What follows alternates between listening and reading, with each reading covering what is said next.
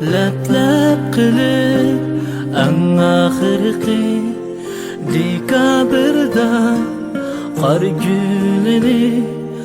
o'ynar shamol chiroqlarning atrofida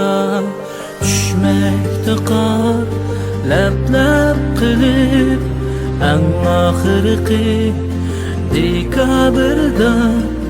qor gulini o'ynar shamol chiroqlarning atrofida hashamatlik restorandan avlanmoqda sho'x günahlar kimlar issiq uylarida kimlar o'ynar so'q dalada hashamatlik restorandan avlanmoqda sho'x günahlar kimlar issiq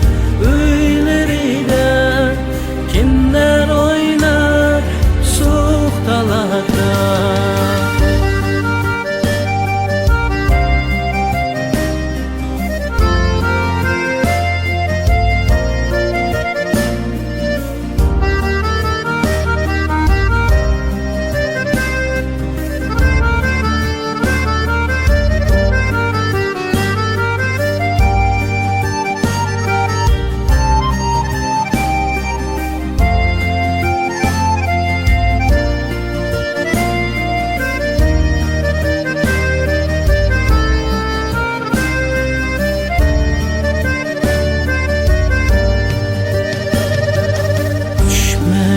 qor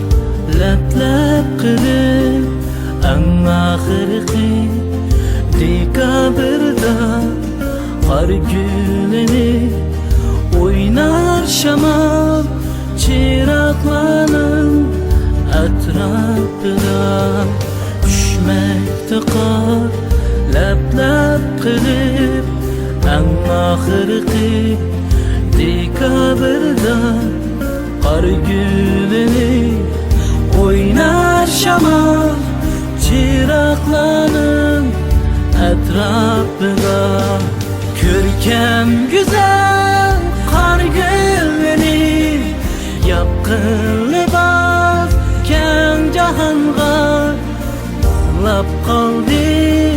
yer sharmu oq chechaklar arasida ko'rkam go'zal qor gulini yopqin libos keng jahonga